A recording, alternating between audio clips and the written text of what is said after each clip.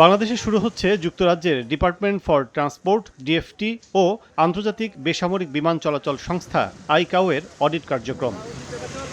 মূলত এই অডিটে আন্তর্জাতিক মান অনুযায়ী হযরত শাহজালাল আন্তর্জাতিক বিমানবন্দর ও ওসমানী আন্তর্জাতিক বিমানবন্দর থেকে যুক্তরাজ্যগামী যাত্রী এবং কার্গো নিরাপত্তা ব্যবস্থা পর্যালোচনা করা হবে। ডিএফটি প্রতিনিধি দল চলতি মাসের 14 থেকে 17 জুলাই 3 দিনব্যাপী এই নিরাপত্তা মূল্যায়ন করবে বাংলাদেশে। এছাড়া 26 অক্টোবর থেকে 6 নভেম্বর পর্যন্ত নিরাপত্তা অডিট মূল্যায়ন করবেন আইকাও বিশেষজ্ঞরা। এ লক্ষ্যে নতুন নিরাপত্তা অবকাঠামো শক্তিশালী করতে অত্যাধুনিক এক্স-রে মেশিন, উন্নত স্ক্যানার সহ বিভিন্ন নিরাপত্তা সরঞ্জামের ফ্যাক্টরি অ্যাকসেপ্টেন্স টেস্ট ইতিমধ্যে সফলভাবে সম্পন্ন করেছে।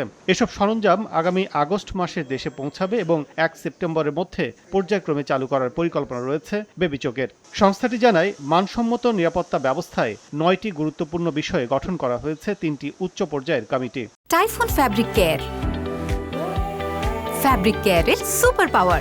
আইকাও অডিটটা আমাদের জন্য একটা বড় অডিট। 3টা ওয়ার্কিং গ্রুপ 3টা করে স্কোপ নিয়ে টোটাল 9টা স্কোপকে ওরা অ্যাড্রেস করবে।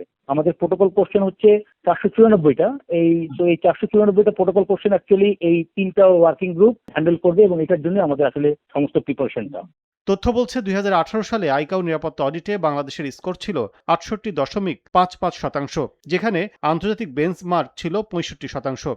এবার বেবিচকের লক্ষ্য 75%-এর বেশি স্কোর অর্জন।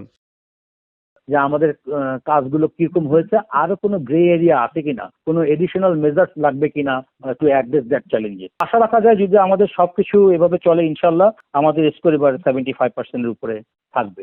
সবশেষ ডিএফটি অডিটে বাংলাদেশ কার্গো নিরাপত্তায় 100% এবং যাত্রী নিরাপত্তায় প্রায় 93 থেকে 94% স্কোর অর্জন করেছিল। সংশ্লিষ্টরা মনে করছেন, চলমান প্রস্তুতি, আধুনিক নিরাপত্তা সরঞ্জাম সংযোজন এবং নিয়মিত উচ্চ পর্যায়ের তদারকির ফলে আসন্ন ডিএফটি ও আইকাও অডিটে বাংলাদেশ আরও ভালো ফলাফল অর্জন করতে সক্ষম হবে।